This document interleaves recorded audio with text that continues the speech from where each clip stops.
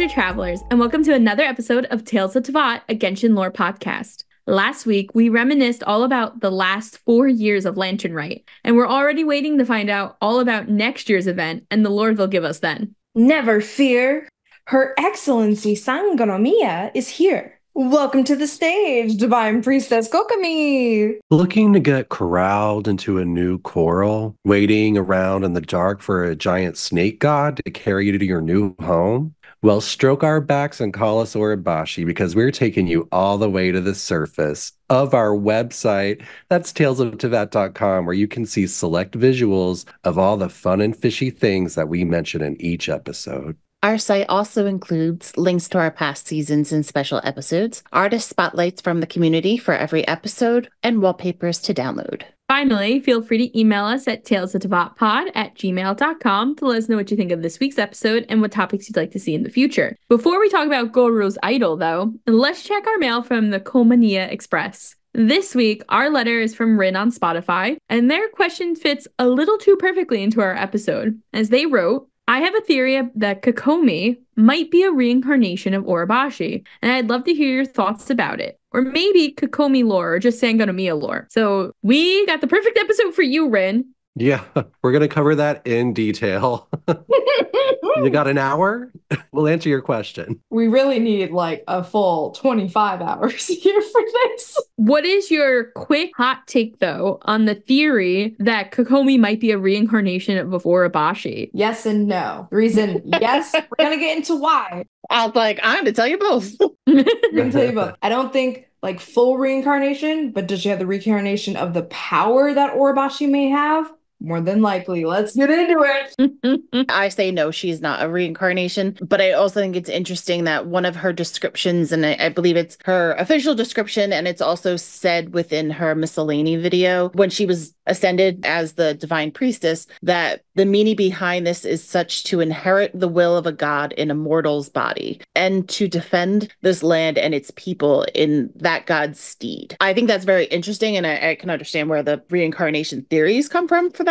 But I feel like she's not necessarily a full reincarnation, but she's like kissed by the gods or kissed by a big giant whale or whatever. I feel like there's a possible yes because of the same quote with the meaning is to inherit the will of a god if you're the Divine Priestess, and the god in this case is Urabashi because that's the god that they worship. So it's like it'd be super cool if she was, and it's like a smidgen of a possibility, but also it feels that every Divine Priestess before her must have also been the goal to inherit the will of a god that is Urabashi. So unless they're all reincarnations, I don't know if I can go for it completely.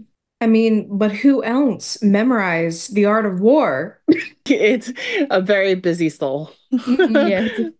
All I can think about since Tiff said kiss by the gods is kiss me underneath Watsumi. I mean, honestly, she needs that. Tells us about the Broadway musical continues. I think she made out with Urabashi, and What? everyone is just like, oh. This is some more timey-wimey bullshit, Brandon? Well, listen, if Urabashi can do research in, a lab and read books, they can make out with a person. Yeah. Oh no, the timeline isn't working for me, but I like it. But there's a difference between a snake and a dragon. Well, this is a snake. But she's a dragon. Maybe. Descended of dragons. I actually think she's just a regular human, but we'll get into it. Kokomi is not regular. She is wonderful. I highly disagree, and we will get into why. Well, Rin, you definitely asked the perfect lead-in question for today. So thanks for your question. Feel free to write into us more, especially after hearing this episode. But now let's actually talk Kokomi. So we've talked a little bit about some interestingness about her, but who is Kokomi on the surface? Kokomi is the Divine Priestess, the General of Watasumi Island. She is another person that has a lot of titles for some reason. I don't know if it's mostly an Inazuma thing or what, but she's also known as the General of Watasumi Island, Your Excellency, depending on who you ask, the Divine Priestess of Watasumi Island, and the Supreme Leader of Watasumi Island. So she's rivaling Ito in gold on this list. Supreme Leader. I immediately saw Kokomi in Star Wars. She would have the Force. Supreme Leader Snood. She would look cute with like the Leia buns. Yeah, oh my God, so cute. And then like instead of just the buns, there'd be cute little fishies like wrapping it. They're just sushi rolls. Does that make Goru Han Solo? Does he not want to know the odds? I mean, never ask for the odds. Then you'll choke. Choke? Yeah. I mean, that's what he wants. Anyway, we are first introduced to Kokomi during the Inazuman Archon line when there's a huge battle happening between the Shogunate and the soldiers of the Resistance, this is Star Wars. Everything is Star Wars. The moment you said Resistance. Oh, wait. Yeah, literally, I was like, oh. But the Resistance and the Shogunate has this huge battle. You can actually still see the remains of this battle out on the islands. I believe it's near Yashiori Island. And the Watasumi's not doing great. And all of a sudden, bubbles start to formulate out of the ground. And Kokomi descends from the air onto us. And then brings Kazuha and Beto with her. And it's great. And that is how we're first introduced to Kokomi. I love it. Way to make an entrance. Doesn't she kind of like twirl as she's coming down? Yeah. She fucking, like, if she was not a god, she should have been. She kind of like descends upon them like the good witch in Wizard of Oz. She's like, yes, I am here in my bubble. But in a little spiral. Yeah. She's kind of like, wee. Yeah. But I think it's a great introduction into her because the juxtaposition of her sweetness and her cutesiness, even like, and I can only speak for the English voice because I don't listen to it in any other language, but her voice even is so tiny and sweet and cute, but she's like a military mastermind. And I think like seeing kind of that entrance really shows that, like her just being this sweet little angel baby, and it's like, no, I'm gonna put an end to this shit, stop it. She's like, screw y'all, I'm in charge. She does scare me. There's a lot of like really scary edits of her as she like threatens people. Like she threatens Child in some edits, but she's very intimidating. I would not want to be on her bad side. In like edits that people make. Yeah, and in edits that people do. They are scary. She is really scary. She's really just scary because she's so good at strategy, right? I mean, she's not like an evil empress, like, you know, lording over the people or anything. Like she's actually very representative of what the people want, not like what she wants. She's not like forcing the people to do her bidding. She's more doing the bidding of the people in a way. Yeah, she's very fair, and she really puts all of their needs ahead of hers at all. Like as we see a little bit, and well, I'm sure we'll talk about her story quest, but she has the catching problem of I need to do everything and not sleep. And she has a little cave that she hides in when she needs to sleep, unlike Kaching. But yeah, so Kokomi twirls in down from the sky, surrounded in bubbles, and she brings in some reinforcements. Beto talks about how Kokomi owes her one for it too. Kazuha and Goru are so excited to be reunited, as apparently they are besties. And afterwards, we become the general of Swordfish 2. Two. Like Dookie. Aw. It's like, why couldn't we captain of Swordfish? I can't even fucking say it. Swordfish. Swordfish. I have to say it this way because I cannot say swordfish. Fuck. I can't do it in a regular accent. We should have been like the captain of the goldfish. No, the captain of Sharkbait. Woo-ha-ha. I would have liked to be captain of Sharkbait. Why not just Captain Chum? That's Paimon. Captain Chum, party of one. But basically our role with Kokomi for the rest of the Archon is we become the captain of Swordfish 2. We help the Resistance and we help Kokomi. And then we get really pissed and go kind of off the rail when we go and find Scaramouche.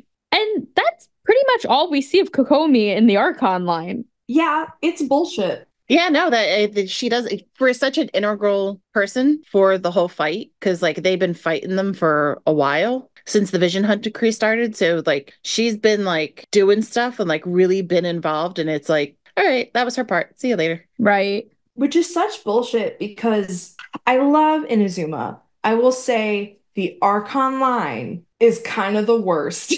Worst out of the ones that we have been through.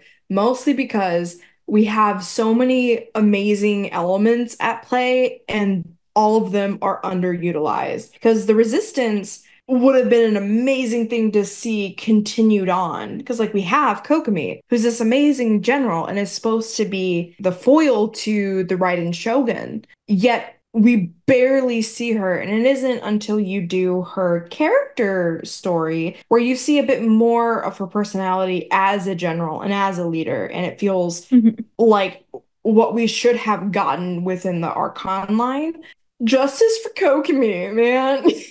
Yeah, it feels like there would be a lot of good like prequel type content for that whole, Watatsumi versus the Shogunate kind of storyline. Yeah. Because you hear so many legendary things about her, and then you have Goro and like their whole army, you have Kazuo and Beto being involved, and like the whole like people's rebellion against the Vision Hunt decree is so compelling. And for, everyone loves like a good band of rebels. So fuck yeah. There's definitely a lot of potential, like storytelling potential that we sort of miss out on because we're coming in at the tail end of the whole conflict. Exactly. The tail end. Yes, it's a very excited tale. My Sinoism for the episode. It's interesting too because once you like deep dive on Kokomi's family. Sorry. Wow. Oh my! Sino has possessed me. I can't help it. Oh no, Hermanubis. But when you deep dive on the Sangonomiya clan and Watatsumi Island and the conflicts that Watatsumi has had in the past, you start to see all of these comparisons to what is happening right now in Inazuma. And it is so sad that you don't get to see more of that or that they haven't done more flashbacks to it because we've only had one event that has brought us back to Watatsumi and it really brought you to Inkanomiya. And that was like that Tri-Realm or whatever event where we had to go back down and deal with the Shrine Maiden with the snakeskin mask. Mm-hmm. I mean, we learned a little bit about Watatsumi and a little bit about Kokomi in that event, but not nearly enough. We did, though, learn more about her in her story quest, at least, which I feel like had like 6 different parts to it. I did not realize how long her story quest was. There was a week or so ago that Fiend said to me, can you come to Kokomi's hideout? And I was like, what are you talking about? She's like, the hideout that she goes to in the story quest. And I'm like, I have no idea what you're talking about. I've done all the story quests. She had to take me. I had no recollection. And I rewatched the story quest and I was like, I think I was asleep during the whole thing because I don't remember any of it. I love Kokomi, but that story quest bored me. And I think if you like military and strategy, it's fantastic. But I was like, oh my God, I can't. Yeah, I asked Tiff if she could come take a picture with me in the hideout. And she was like, what? And I was like, Kokomi's like secret like reading nook. I thought I was the one that went. Yeah, because Tiff didn't know where it was. Going. I was like, wait a minute. We were waiting for the fishy animation. Yes, you're right. Yeah. I was like, Al, wait for her to emote. Like we're in Fortnite. Just like, yes. But my favorite part of her story quest is the very last part, which is like the peace negotiations with Sarah. That was the most intense shit and I loved it. And why was it at the very end and it was kind of like a deep fake? And I'm like, why? You know what my favorite part of Kokomi's story was? Ending it? The fact that Goro was only in it for a minute. Wow. We're going to be talking a lot about him, so you best be prepared. So a quick recap just for anyone before we jump into the storyline. You cannot do Kokomi's story quest until you have finished Inazuma because you have to know that the war is over and that the Vision Hunt decree is no more. The Resistance won. Woo! Unlike what they did 2,000 years ago. So we are told that we have to go back to Watatsumi Island because there's a victory feast and we have been invited as the Traveler, as, Captain of Swordfish 2, And the underlying theme throughout the entire story quest, despite it having all these different segments where you learn different things, is that the people of Watasumi Island do not trust the Tenryou Commission. And the Tenryou Commission is led by the Tenryou clan. Part of that is Kujosara. And they are the people in charge of the war and the army and stuff like that. So Watasumi, despite winning, the people who live there are very sussed out still about the Tenryou Commission. And there's a big rumor that they are in cahoots with the Fatui. So there's a lot of tensions everywhere. And that's actually where we start when we get there. We meet Goru, who is talking to some members of the army and the resistance. And they're like freaking out. They're really scared. They're talking about how the Fatui is near. They're trying to come up with a strategy. Goru is trying to calm them down, reminding them that, you have to trust the divine priestess. They even mention at one point that they think the Kamisatos may be included, which blew my mind because we've never heard anything bad about the Kamisatos. Yeah, I think it's only come out of our own mouths about Ayato. Yeah, exactly. I know. We're the only people sus of him. Yeah, everybody else in Inazuma's like, these people are great. Meanwhile, we're like, secret society. There's only one person here that's really sus of Ayato. Feeny. Oh, I am. I was gonna say, everyone is sus of him. I don't believe a damn thing that comes out of his mouth. All I know is that he tries to poison Toma every 3 days. That's true, but I think that's a kink. Yeah. It's out of love. It's out of love. And also the fact that he was so cute with he really made Ito think he was really into the beetle battles. And I think he was, legitimately. I think he thought it was cool. He was like, yeah, whatever you say, Ayato. So that's really the first part of the storyline. The second part is we go looking for Kokomi. And when we go to find her, we run into another issue with a merchant and two Watasumi military folk who are basically accusing the merchant of being in cahoots with the Fatui, because everyone's in cahoots with the Fatui. And Kokomi kind of steps in and is like, y'all, chill. I get it. I get where you're coming from. But we got to give this guy his rights. And we got to figure it out. And part of that, Kokomi ends up bringing us to her secret cave. Which I'll show you on the website in case you don't remember where it is either. I remember her cave because it reminded me of Albedo's cave. Oh, it's so true. There are books. In a very humid environment, Vanessa would lose her shit. Yeah, not an archival safe haven. No. In my mind, I'm like, not Vanessa with an E. Why do we go to the cave in the first place? Is it because Kokomi needs to reset her introvert energy levels? Yes. It's because of I want to say it was number 98 in the list of things to do if Kokomi's not around. So we went to go look for her and there was a guard that was like, oh wait, she's not here, but let me look at the general operations directives. And he went to number 98, which was if a visitor from afar, a VIP, mind you, and nobody knows where Kokomi is, they should proceed southward until they come to a tree. So this is after we've settled everything with the merchant? Yes. Okay. Then we go, after the merchant stuff, this is when she sends us over down yonder, which is so funny though. It's if you can't find me and they're a VIP and they're from afar, follow this. I want to know if it would have been if you were a regular schmo, did you go northward and go fall off the cliff? I don't know. And here, regular schmo, come back tomorrow. Yeah. But the fact that she has these books and stuff too, she writes out not only her military strategy, which Goru, when we first meet him in the beginning of the story, does say he's carrying 5 of them and they're only one portion of something for war stuff. She's written a whole lot more. But then to know that she's gone beyond that. This is how the Sangonomiya shrine works. Here are a whole bunch of volumes of what to do if you sneeze and it's a Tuesday and Goru's not around.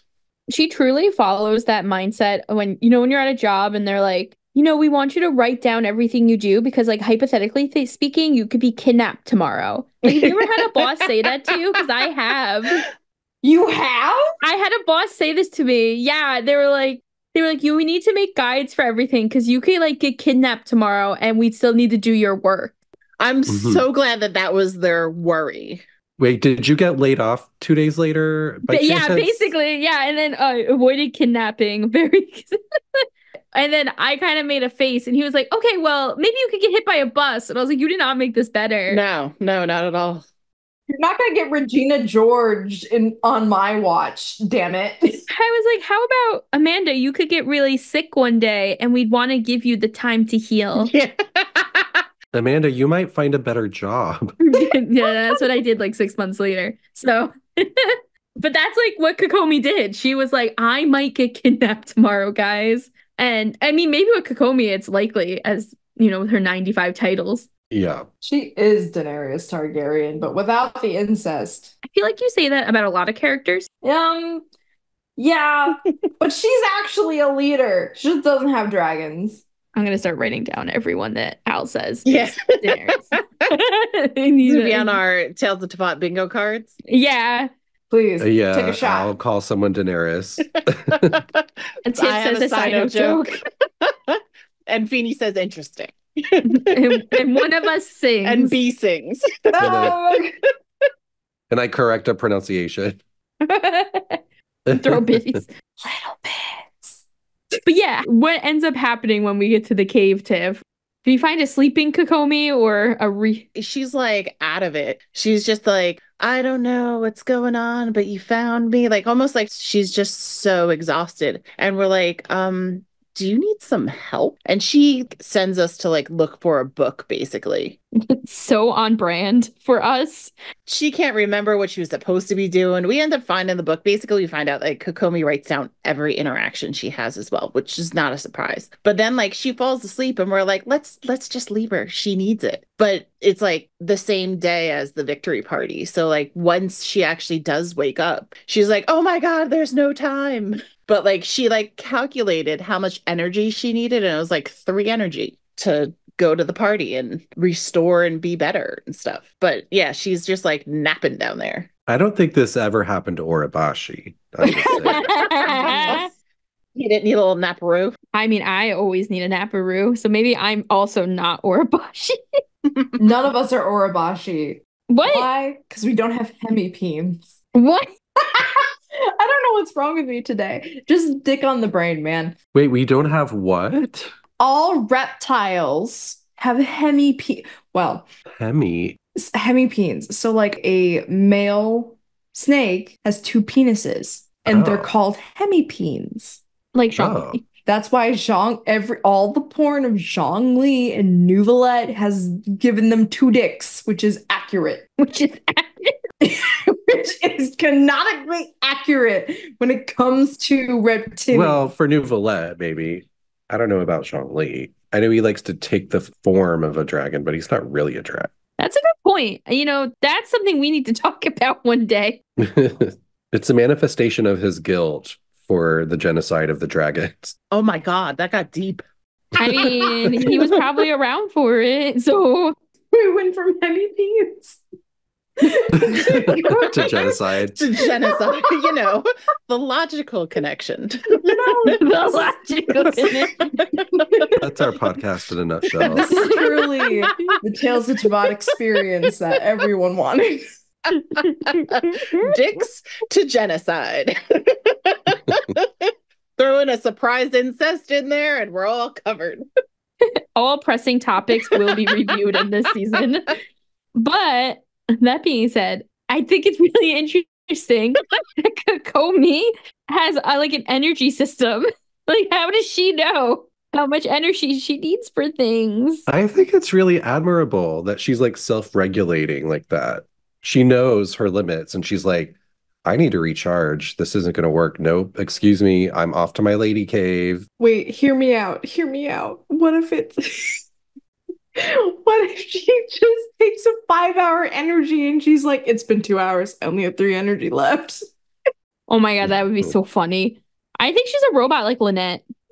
Oh, no. No. She's giving Lynette vibes when she goes to her cave to recharge. Hey, at least she's not monotone. True. But I love Lynette. I do. That's why that's an icon. Anyway, how does this cave adventure end, Tiff? Not the way we want it to. With Goru showing up? Ugh, thank God, no. Just hate him so much. After she regenerates her energy, we go off to the victory party, and she's got like enough energy. It's not that she doesn't like people. She doesn't like peopling too much. It takes out a lot of energy out of her. And before like she got really tired, basically she went on a walk with us, and everybody on Watasumi Island was like, "Hey, don't trust Tenryo. Hey, my fish are gone. Hey, this is going on." Like nobody left this lady alone. Like they have no boundaries. She was just out for a walk with her friend, and people were throwing problems at her. So like to her, relaxing is writing out her military strategy plans and reading a book about military thesis and stuff like that. She gets really tired when she's talking to people. And then so we had to then after she woke up, we had to go be like, go talk to more people now. Have a speech. Sorry, we have a party to go to, Miss Ma'am. Yeah. Get your party shoes on. You have a speech to make. You have you are not consenting, but you will make a speech and you will throw up in front of everybody. And during this like victory party too, don't we have to like go around and like ask people their opinions on like the Tenryou Commission? Am I remembering that properly? I think we were asking people kind of like the status of negotiations, maybe. I think that most people were sus about Tenryou and the Fatui thing. And like the earlier merchant that you mentioned, like him having some stuff missing and kind of blaming the Fatui, but really in the end, he was like hoarding a necessity. Like an island necessity. So while like he didn't get in trouble because he was from another island and selling fish, like he got in trouble because he was almost like inflating costs of necessary items, kind of like what happens with like surge pricing. So like we're trying to figure out like really what's going on, because a lot of people are like, this is going like it's kind of like we're trying to get a feel for the rumors and how much is really going to be happening, because Kokomi is going to then be meeting with Sarah for peace negotiations. So we're trying to figure out like where did this whole thing come up? Like, how did we find out about the potential Tenryou Fatui problem? Mm-hmm. Which, while not directly at the party, but shortly after, we find out the people fucking made it up. They made that shit up.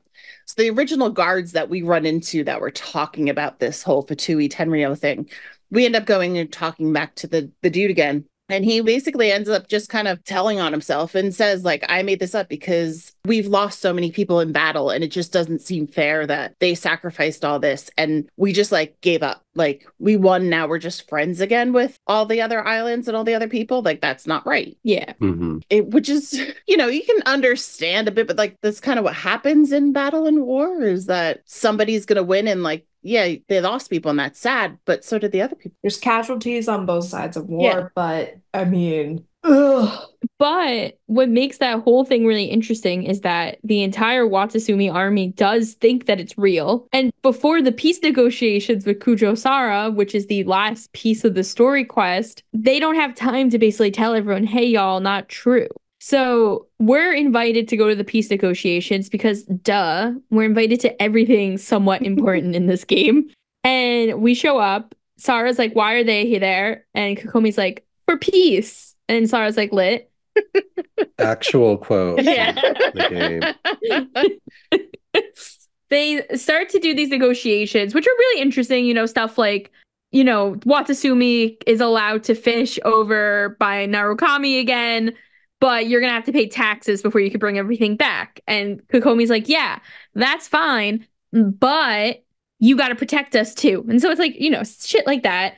And they get to this part where Sara is like, okay, well, the Watasumi army has to basically go away and no longer be, or join like the Tenryou Commission and be underneath the Tenryou Commission.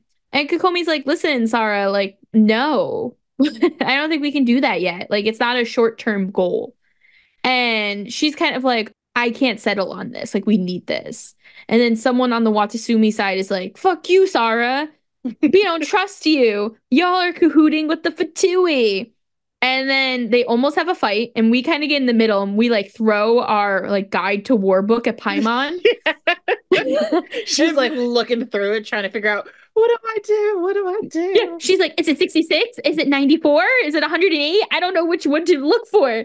The answer is you fucking fucked up when you had to open the book. You should have memorized that shit Like, True. Art of War told you to. And so we find out through all this, though, that there are two very sus Tenryou Commission members. And Kokomi and Sarah both notice it. And Sarah finds out that these two Tenryou Commission people did actually talk with the Fatui. Now, they didn't necessarily cahoot with the Fatui, but they were basically like, yeah, the people who used to work under the Crimson Witch, they want revenge, is basically what they're saying. And we talked to them. And Sarah's like, are you two fucking kidding me? They were doing conspiracy to commit treason. Basically. Just a little conspiracy of treason. Because of that, Kokomi is able to be like, yeah, so do you get why we can't let you govern our army right now? And Sarah's like, yes. Yeah, she like lays down the law to these like fuckers, and she's just like, great, now you made mom look bad in front of the special guests, and now we're gonna go home and you're gonna get a spanking. And it's so funny because Sarah's literally like, you two here now. Yeah. And I was like, I was so scared. I was like, this is what Ito likes, guys.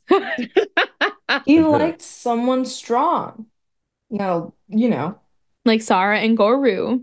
I wouldn't put Goru in that. But that's really what we see surface level of Kokomi. And surface level, I love Kokomi. When I look deeper, I love Kokomi even more. So Kokomi is part of the Sangonomiya clan. She is the only known blood heir, which is very interesting. You know, what happened to the rest of her family? It sounds like her mom narrates one of the videos about her when she's like first made the divine priestess, but we've never seen her parents. Mm-hmm. We've never seen them. And there's never a mention, I don't believe, of her father. It's just her mother speaking in the intro video. And like, she has this little quote of, as the ruler is, so shall the people be. Like, she's like saying like, basically her little girl, because she was like, she ascended to the divine priestess really young. You're basically not old enough to have this job, but hey, tough shit, you got it. Great. So another pageant mom. Yeah. Mhm. Sucks to suck. Which makes me wonder if like her mom was sick or something too. Like knew that she was going to die soon. And that's why Kokomi had to step up.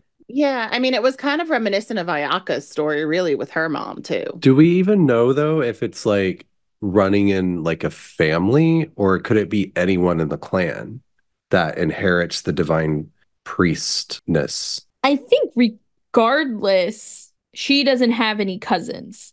So, but that is a good question. Like, was it her mom or her aunt or a grandmother? Or her vision? Because I'm wondering if this clan is just like, they have a vision.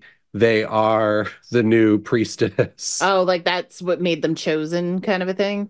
Yeah, like is it just like certain families and like someone gets a vision and they're like, that's, you know, like the calling or something? Like there's not enough information on how she quote unquote ascended to become the divine priestess. I don't understand how that was decided. I think it's because she was last of like the clan. Like if whether it be her grandmother, aunt, whoever who took over, who was the divine priestess beforehand, we know that Kokomi would have been the only heir, meaning that it's possible that it's only a matriarchal line. And so, like, maybe she has cousins, but they're all dudes. And she's just the only girl. Yeah, but I don't also know if we know specifically that it has to be a woman outside of the fact that Genshin likes to put women, especially in Inazuma, in charge. You're saying, like, it could have been a divine priest? Yeah. At one point, yeah, I mean, we really don't know enough about it. Like B said, it's kind of a little wishy-washy in that. The whole thing behind the divine priestess and that role is supposed to be the will of Orobashi living on within humans, sort of like what Tiff was saying earlier in the episode. And so what we do know is that, you know, when Orobashi was killed by A back in the day, its resentment lived on, poisoning, you know, the island, which is where we get into Tatarigami, you know, poisoning that whole island that Orobashi's corpse is on. But the flip side of the resentment on the island for A is the protection of Watatsumi that is attached to the will of Orobashi. That also allegedly lived on and lives on currently within the Sangonomiya bloodline. And so the current heir of the bloodline, I guess, is called the Divine Priestess. So it would make sense if like this is just it's passed down, among the family. And, maybe it is like a matriarchal thing. Like once the matriarch passes, then the next generation is, sort of crowned the heir. But that person supposedly inherits the god's will to protect the land and the people. Now, is that really happening, or is that just a legend? Right. And I will say, if you look at Kokomi's vision story that she has in her character story list, it does say something about how, as the divine priestess, Kokomi naturally has her own vision. So it's suggesting that she had a vision when she became divine priestess. Well, she got her vision by wishing to protect Watatsumi and allow its people to lead happy lives. Like she actually was like staring out at the sea and like made this wish, and that's when she got her vision. So I was wondering, like, maybe her clan sees that as a sign of like inheriting the will or something. And it also brings back into question too, like, how are you getting a vision? Because it's like, did the will of Urabashi give her the vision? Like, do these other gods also help give you visions? You know what I mean? Because he was a god and she prays to him. Oh, yeah. Well, no, because he's not a part of the throne. He's not a part of the 7 thrones. But what did you think? Because the people of Watatsumi worship Urabashi, that they wouldn't be able to get visions? Because they don't worship any of the 7 archons connected to Celestia? Yeah, I mean, it is a good question. I mean, like we've talked about before, I think when someone's will or ambition is fierce enough, I think it's on autopilot up in Celestia. And it's just like, oh, we got another one. Send down the vision. It kind of leans toward that theory and those things that we've discussed previously about how people get their visions. That maybe this actually is a good proponent that the gods actually aren't involved. Because, like you said, in Watatsumi, they were all worshiping Urabashi and not the shogun. The shogun wouldn't then the shogun was pissed and was like, I'm not giving anybody a vision over here. I mean, she was a little busy anyway, but. And I do want to give a quick recap. We've brought up Urabashi quite a few times. So for travelers who maybe don't remember, Urabashi fled to Enkanomiya back in the day when he could not defeat the Raiden show. Well, when he couldn't defeat A/Makoto or Zhongli. Well, yeah, and that was during the Archon War. Yeah, during the Archon War. And he fled to Enkanomiya, which, if you don't remember, Enkanomiya was a place that sank deep into the sea after the second Who Came and Primordial One had a fight. And Enkanomiya was completely forgotten by the gods, and they lived in the dark, and they had to build their own light, and they sacrificed children. But what sea? Excuse me, which sea? The Sea Quanta? No, most likely the Dark Sea. But in Enkanomiya, they started to worship Urabashi, and as Brandon mentioned at the start of the episode, he started to research and study and do experiments. I don't know how snakes do that, but he did. Don't you just love to imagine like a giant snake with like little tiny arms and like some spectacles and like a giant lab coat, like tilting a little beaker? No. I actually hate it. And sort of like using its like little baby arms to like flip the pages of Sun and Moon. No.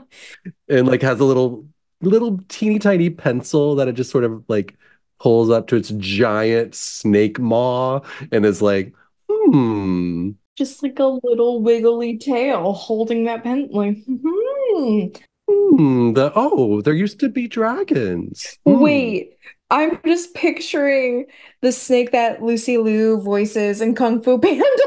Except giant now. just oh my god. I love the idea that Urabashi is just this huge nerd, like this gentle nerd, like lab nerd, science nerd, just wanting to read and educate himself, just really like, become a better snake god. Maybe he was the original resident of Kokomi's cave. Yeah. Maybe. Yeah. He might have been too big for it. That's where he stored his little books. Just like the Adepti can become big and small, he could become big and small. It's his version of a Serentipot. But at some point, Urabashi realized that he could create this coral with his body and that he could help the people of Enkanomiya rise back to the surface and rejoin Teyvat. And that's how Watasumi Island became a thing. The Sangonomiya clan was one of the noble families that came out of Enkanomiya, which is interesting because you find out a little bit more about them in the book Sangonomiya Chronicles that you can find at the Komori Tea House. They basically say that the Sangonomiya clan actually are the people who named Watasumi Watasumi. It means God of the Sea, and that was in honor of Urabashi. And that on Watasumi, they built a shrine. They had government in the shrine. There were no commissions. No one from the shogunate was there. They all did it themselves. And by they, I mean shrine maidens. Shrine maidens ran this entire island from head to toe. And that's why I guess maybe there is just divine priestess then. Inazuma's full of a lot of like tough ass bitches. I love it. Yeah, it's amazing. And basically, this book chronicles their way of life. It doesn't really give us a lot of details, unfortunately, until one day, Makoto Makoto was busy doing something, and during the Archon War, was like, yeah, fuck this snake and his research. And she decided that Watasumi was going to join them, and a war broke out, and they bring in like this other clan, the Yuna clan, which I have a lot of thoughts about. Maybe I'll mention later. But basically, eventually, kills Urabashi in this battle, and that leaves his skeleton behind. So you can see how big Urabashi it really is. And yeah, great time. So that's my quick recap on who Urabashi was and just where the people of Watasumi or originate from. They're really not the people of Teyvat. You know that Ace stole the technology to build puppets from Urabashi after killing him. Like, that was the whole battle. It was like, give me your science notes. And Urabashi was like, no, no, leave me alone. Like, hiding his little books under his giant lab coat. I love Beast's theory of this story. I was just going to say, though, too, if you're interested in Urabashi, you should stick around in our later part of our season as we come back to Watasumi. And you can learn more about Enkanomiya, I think in season 2. We did an Enkanomiya episode 2. So if you're interested in learning more about all things west of Narukami Shrine, you can. But it's really interesting because Urabashi, like, in my opinion, just saying randomly, I really don't think wanted to kill him, but killed him because this one member of the Yuna clan, who the Yuna clan was entrusted by the Sangonomiyas to run the navy of Watasumi. Mm-hmm. And specifically Moon, who you might recognize from Moon's Moon, which is a bow. She also was like besties with a blind 900-year-old whale. Who also commanded. As one does. Well, don't worry. And this blind 900-year-old whale also commanded 500 narwhals and 500 humpback whales. It's just them communicating like, hello, hello. Yeah, it's Dory.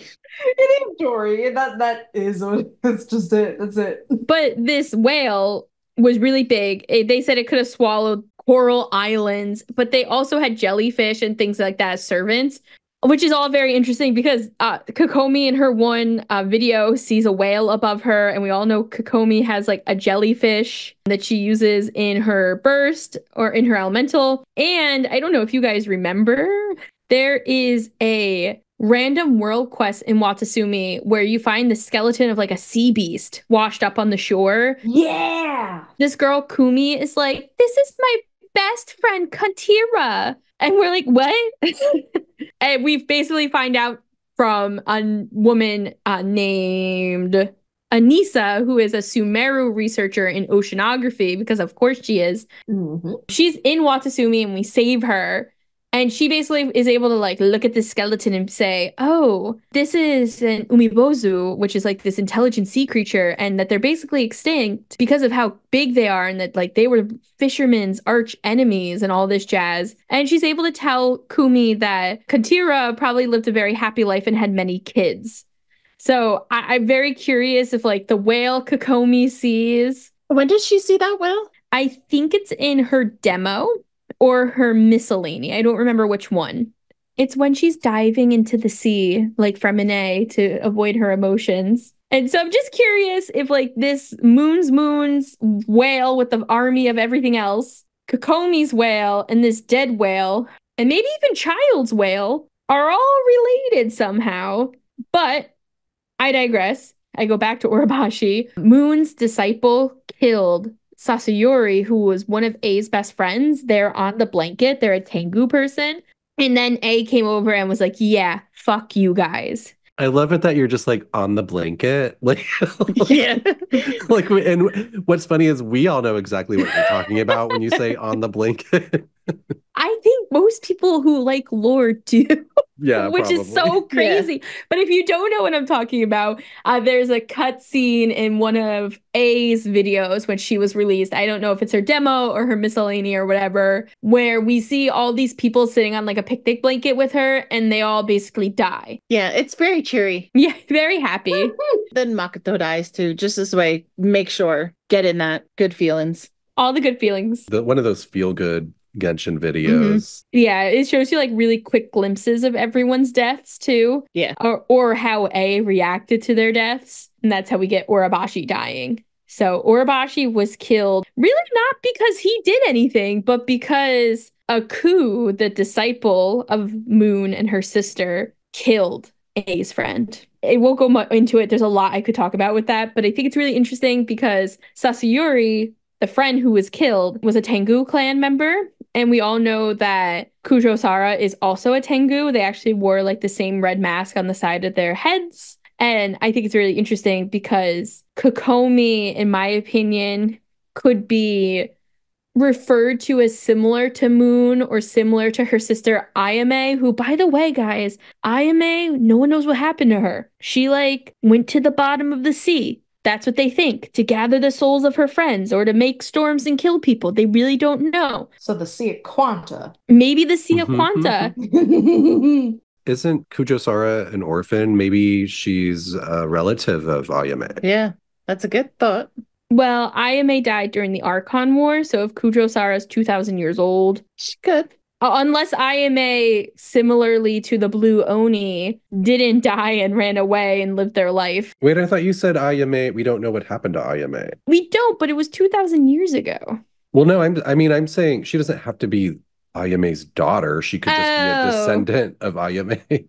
She would be a descendant of Sasayori, the Tengu guy. Oh, Ayame was not a Tengu. I see. Ayame is the twin sister of Moon, and they were both from the Yuna clan. So they're originally from Enkanomiya. Okay, and their disciple killed the Tengu. Yeah, their disciple, this guy, Aku, that they took under their wing that eventually fell in love with Moon as well, he killed him. And he literally was like, and one day I'm going to kill this guy. And then he did. And then he fucked shit up. So. Okay. So if anything, she would be a descendant of the one that got killed. Yes. And it's really interesting because Narukami and those islands control most of like Inazuman history. Aku is seen as like this evil, terrible man who was like trying to take over Yashiori Island and stuff like that, when he really was like just trying to like defend his land, and like they were looking for resources on Yashiori Island. I'm not saying that he was like the best man, because he did make a house over on Yashiori Island, but it's interesting how like the history is controlled by the shogunate in this situation. And is why a lot of people are even sus of like the people of Watatsumi. And we saw that in that very random TCG event right before Fontaine released. Oh, yeah. Yeah, Kokomi comes over to play TCG and she actually plays against A. And afterwards, we're talking to her and she's basically like, yeah, I'm not really interested in TCG. This is all like political bullshit. I can't believe that she isn't like the ultimate TCG champion, considering how good she is at strategy. She should be. Yeah. She kicked my ass a couple of times because I sucked at that event. Well, I'm not saying that she isn't good at it or that she doesn't enjoy it. I'm saying that she did not want to be there because she doesn't like people. It makes sense. Yeah, I'm just saying I find it strange that she isn't like the boss of TCG and all of Teyvat. Oh, yeah, like she should be over Sino. But instead it's Sino, the general mantra. Also, when Kokomi is on Narukami for this TCG event. She's like out trying to buy books, or I think Goru is actually buying books for her at some point, stuff like that. Did you guys know that in Kokomi's idol animation, she's reading Shingsho's book, A Legend of Sword? Mhm. Oh, really? I didn't notice that. Which is really cute because we all know it's like very popular in Inazuma. And it's very sci-fi, just to circle back to Star Wars. Yeah. Or the Ark spaceship. Dun dun dun. But anyway, I'm not going to say anything more about the Yuna clan because I could, and I'm not. I said too much. They're going to come and get me. I've said too much. I'll talk more about them with Urabashi. But all that aside, too, there is one other event that I thought was very interesting Kokomi showed up in, and that was Bottle Land. Yeah. What the fuck, man? I mean, I get it, but also, I would have never thought to see Eula, Klee, and Kokomi in the same vicinity. And Kale. And Kale. And Kaya. I expected Kale to be around like any Mondstadian just because of the manga. But for Kokomi to be involved, it's like, well, hello, you're very far away from home.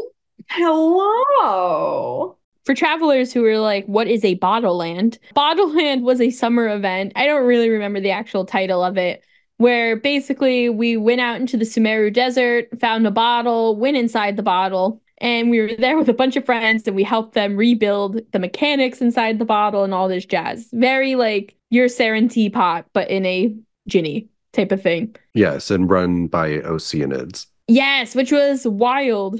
With a lot of roller coasters. And Kokomi is there looking for this like special pearl artifact that has been missing, and they haven't been able to look for it because of the closed borders in Inazuma. It's the Genesis Pearl. I mean, it has to be, right? No, it doesn't have to be. I feel like it has to be. I mean, there's a lot of pearls at the bottom of Watasumi, too. Yeah, the Sango pearls. Yeah, but they're like normal pearls. This is a special pearl. I don't know if Kokomi. I mean, she is an heir, right? Yeah. I just like the fact that she went to Battle Land to go look for the thing everybody's trying to find. Just inside a genie bottle in the desert. Yeah. I'm a genie in a bottle. Yeah. I don't really know how she ends up there, but she does. And we really never find out if she found the artifact or anything like that either. And it bears a lot of questions, like, are they bringing us back to Watasumi soon? In Kanomiya soon? That's gonna be a year ago once the summer happens, A long time. I hope so. I would love to go back to Enkanomiya. I feel like we don't get a lot of Inazuma events anymore. I mean, the most recent one I remember is just the No. It wasn't the Iridori Festival. It was the stupid, it's not the bongo event, but the drum event. Oh, the Arataki music event. Yeah, that's the one I remember. You consider that a big event? No, I mean, of the most recent. They're bringing a lot of the Inazuma characters out into other areas, which I think makes sense because they've been trapped in Inazuma for so long because of the Sokoku decree. So they're all like, hell yeah, let's get the hell out of here and like go on vacation and like go travel and meet other people and have some like cultural exchange in other places, I mean, I thought that was really smart that they brought Ayato in along with Ayaka in that film festival event in Fontaine. Yes. And they were kind of like, hey, let's do some like a cultural exchange here and like get to mingling and enrich our nation as best we can with the freedom that we now have. Yeah, I would 100% agree. I hated how sus Ayato was the whole fucking time, but I agree. And then they had Goru come out most recently with Kirara. Yeah, they stopped by at the potion event and it was very cute. I was so surprised. I'm like, Goru's here. It made sense that Kirara was there, but Goru. And they're like friends. I mean, the doggy and the cat, sure, why not? I mean, they should be enemies. Lisa's like, wait, I might know somebody who's gonna like you too. It's like, can I have a play date for my young wolf pup? Let me go find the wolf. I know, I don't understand why she wouldn't bring up Diona, but okay. Yeah. Fuck Diona. She only cares about the wolf. Diona had already shown up in the event. She could not be brought up again. And Lisa is afraid that Diona is just going to tell everyone that she's a drunk. Well, because she says it about everyone. Literally, she's like, I can't let these cuties know that I'm a drunk. So I'm just going to go find my son.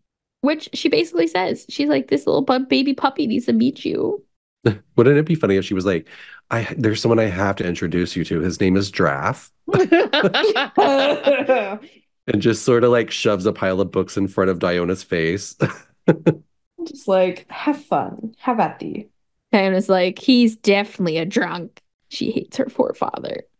Understandably so, though. I mean, understandably so, but also you can kind of understand why Draft's an alcoholic. Like, his best friend died. Oh. His best friend died. That too. And he has to tell his best friend's son. Yeah. And he hasn't. Poor Timmy. Oh, yeah. Oh, shit. Is that the first Wait, Timmy? Yeah, Timmy on the bridge. Timmy's dad is dead. He died in a hunting accident with Draft. And Draft has not told him. I thought that was Joel's dad. No. Oh, Joel's dad is the one that froze to death. Yeah, Joel's dad's up on dragons. And now he's Suspado, right? Joel's dad is now a wildflower. Jesus. A lot of fucked up kids in once. Yeah. So many. These kids are so better off without parents. Do you think that Joel's Whopper dad like takes him out like into the wilderness, like let's go admire the flowers? Like really tries to sell like Whopper flowers. Like they're very misunderstood, Joel. Joel screams because there's a Whopper flower. He's like, Joel, don't scare them. Be nice. Look, you can pet their leaves. And they get such a bad rap, but none of this would happen if people would stop picking those radishes. That's true. But Mondstadt children aside, back to Kokomi. There aren't a lot of characters that have things to say about Kokomi, which I thought was really, really interesting. Like, Beto has no voice line about her, despite the fact that it's insinuated in a few cutscenes that they work together a lot, which is weird. Well, doesn't one of them say that she's sort of impossible to get to because anytime she's walking around, people swarm her, and like you can't get through the citizens of Watatsumi, but even if you did, you'd also have to get through the layer of shrine maidens that surround her anytime she goes out. You know who says that? It's like the most randomest person, in my opinion. It's Heizo. Oh. Heizo is like, yeah, I've never met her because every time I've tried to, she is being attacked, basically. Mm-hmm. And then Kokomi says too, she's like, yeah, I saw this Tenryo guy to show up, but he says he's a detective. She's a little sus, they think, about him, which is fine. But for the most part, every voice line about her is like, I admire her. I go to her for advice. She's good at strategy. Yeah, she has good war ethics. Except for A's. A basically says something along the line of like, we need to keep the people of Watatsumi accountable for what they've done. Yeah. And I'm like, ma'am, you pushed them to that point, bitch. She's like, yeah, I killed their god, but I still let them worship it. They should be thanking me. Literally what she says, basically. Like, ma'am, I don't think you get how things work. But it's interesting. I wish more people had things to say about her, especially I feel like in Bottleland, we know Klee thinks she's really pretty, which, Klee's right and all this stuff. But we don't learn that much about her. Oh, but we do learn that she gets motion sick really quick. But then why is she spinning? Right? Remember she doesn't like the roller coaster in Bottleland? No, she does not. She's like, she was like, I think I'm a pass on the next ride. Like, she's like, I'm a tilt-a-whirl kind of girl, not like a roller coaster person. Yeah, she's like, do you have like a carousel that goes like 90? Right. Because I can do that. And I can do that right now for you if you don't have the carousel. And I'll give you bubbles. Screw bubble wands. I'm a bubble wand. How about a water park? She's like, have you ever considered, you're an Oceanid. Have you ever considered making this a water amusement park? Where's the lazy river? In the middle of the desert. Where's the log flume? Can we have like bumper boats? But they're clams. Oh my God. I would love it's like the swan ride where you're just like beating the fuck out of it. No, is it the Frogurt? I can't remember. There's a ride in Cedar Point where you're on these little frogs and you're just whamming into people, but it would be clam. I don't know. But the last voice line I wanted to just mention was Yai's. Yai Miko's like, all the Shrine Maidens are so cute because Yai Miko and Lisa are the same. And she goes, I really just want to see her do the dance of divine peace. Yeah, I want to see this dance too. I know what it made me think of, the first thing that came into my head. The Master Diviner, is that her name in Star Rail? Oh, I thought you were going to say Nilu. Who? Doesn't register. I have no idea who that is. But the Master Diviner, right? She's the pink-haired lady in the Liufu. Oh, yeah. I don't remember her real name. Does she do a divine dance for peace? Not yet. Not yet. She'll do the Macarena. Fushuan. Fushuan. But yeah, it does make me think of She Whom Shall Not Be Named as well. And who's that? I don't know. She Who Shall Not Be Remembered. Except for getting a lot of screen time in the main story quest. I don't remember who you're talking about at all. Oh, that's okay. That's okay. You know, maybe you're trapped in a samsara. Yeah. As long as it's not in her head again. I just wanted to quickly, you touched on how she likes to go diving like Freminet, and they have some interesting parallels of, you know, Freminet, we've talked about having intense social phobia, and Kokomi is like, she doesn't necessarily bring to mind social phobia, but she does very much embody sort of the introvert aspect of a personality. Mhm. She like has all of like the hardcore signs of an introvert, meaning that she literally loses energy, like has her energy drained if she's around people for too long and has to recharge by being by herself. I mean, that is what introversion is. And they really do a good job of sort of spelling that out to everyone and making that a big part of her personality. Even though she became this leader at a very young age, she never actually wanted that, even though she had been reading military treatises from all over to that since she was a little kid and loves reading them. She never wanted to actually be the leader. She always just wanted to be an advisor. So she's very much a reluctant leader archetype, and she's very much an introverted personality archetype. They talk about her, how she prefers to be alone, how her hands shake every time she gives a speech because she gets so nervous. She enjoys going for walks in the forest or staring at the sea. And even Goro knows this about her so much because he works so closely with her that he has a line about how he tries not to disturb her unless there's like a very pressing military matter. So he kind of stays out of her way and doesn't involve her in anything that she doesn't have to be involved in. So I just thought that was fun because there are certain characters in this game, like Freminet, that are sort of coded to really showcase a certain aspect of a common personality type. And I think she's definitely one of them, sort of repping introversion compared to a lot of the other characters. Oh, absolutely. And also, like, look at Goru being such a good friend. Like, it's like, I'm really not Yeah. gonna bother her unless I absolutely have to. Yeah, I like that he's insightful in that way with her. Which brings me to a very important question, I think, too. There aren't many Kokomi ships. I know of one, which Yeah. is Goru Kokomi, which we've talked a little bit about before because we talked about like the Ito ships, and Goru is also shipped to Ito. But does anyone have an opinion on Kokomi ships or on Goru Kokomi? I don't like that. I don't like that at all. And Yeah. maybe it's because I feel like one, I really do enjoy Goro and Ito together, but I think it's also he worships her, and it feels not gross, but like if she were to act on anything like that, it would feel kind of like she's taking advantage of him in a way, if that makes sense. And I don't like the thinking of that. However, another like very obscure ship I do like with Kokomi is Kokomi in Ayaka. Oh, I haven't Oh. heard about that one. I've seen very few like fan arts of it, like maybe two, and they've always been like delightful. Femme on femme action. Yeah. They'd be so delicate together. So delicate. Oh.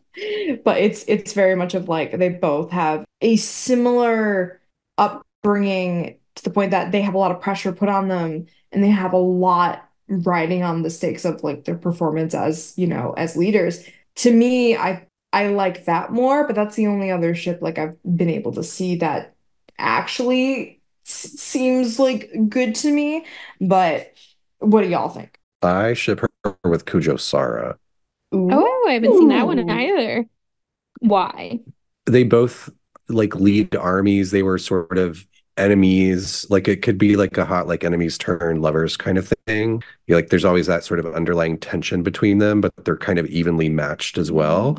And their personalities are so different. So yeah, I could see it. Interesting. Okay. Tiff, thoughts? I got no ships for her. You're like, especially not Goru. Especially not Goro. Yeah, I'm not a Goro fan. I just not. So I like Goru Kokomi. I don't see him necessarily as worshiping her in the same ways you do, Al, though I understand why you feel that way. I think it's very valid. I kind of see them as like partners in crime right now, where like Kokomi sees them as more equals in the moment. I feel like she would trust Goru to do whatever he needed to do, where Goru might be like, no, but I'm gonna listen to you, bitch. Like, I like the idea that he understands her and knows her more than anyone else, and I think that's really cute too. But I do think I like both of them single right now because they just got out of a war, and I don't know. I feel like you have to process all that before you get into a relationship. She needs some sleep. That's gonna be her shit. He needs to stop like getting near Yaimiko and people like her. That just the potion thing made me think of it. Like, he was not happy talking to Lisa. He was like, uh-oh. He was having flashbacks.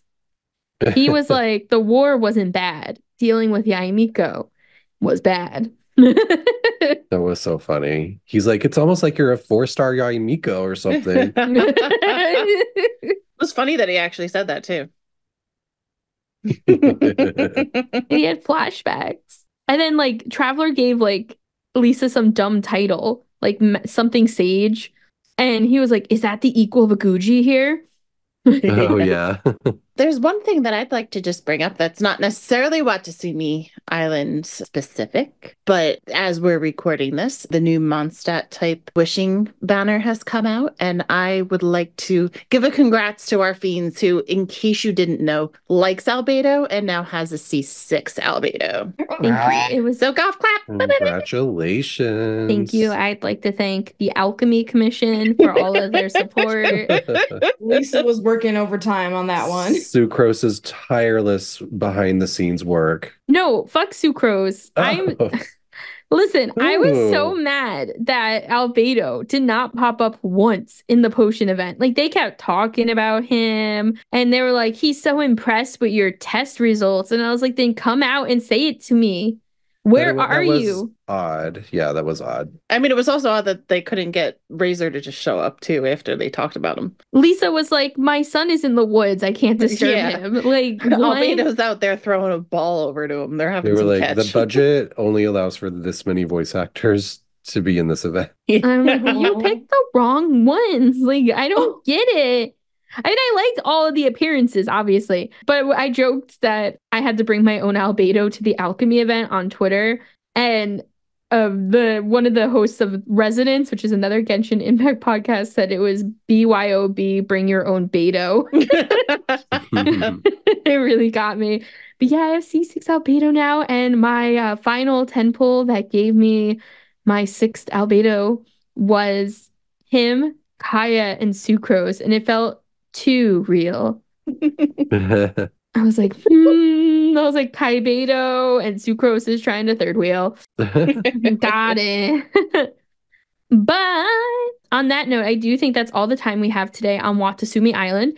Thank you, travelers, for taking the trek out to the western coasts of Inazuma with us today. If you like this episode or you didn't like this episode and you want to let us know what you think, you can email us at talesofdevottpod@gmail.com. Additionally, you can follow us or DM us, or both, on Instagram, Tales of Devout Pod, or Twitter, Tales of Tevat. Additionally, feel free to review us on Apple Podcasts or Spotify or wherever you listen to podcasts. Next week, we're going to be continuing, and I really mean continuing, because this is like the third part of our series, talking about the desert of Sumeru.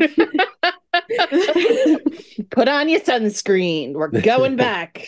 Bring your water. Don't bring your tignaris. The trilogy concludes. Bring your aloe vera, because you're gonna get burned. Next week, we're going to be talking about the remnants of Korabad. So make sure to come on in, leave your tignaris at home, bring your sunblock and your water, because it's going to be a dry one. Until then, travelers, safe journeys. We'll see you next time. Bye, strategy nerds Not me, I wanna be a and fish marine nerd. biologists. Not the And what's the snake one? Herpetologist.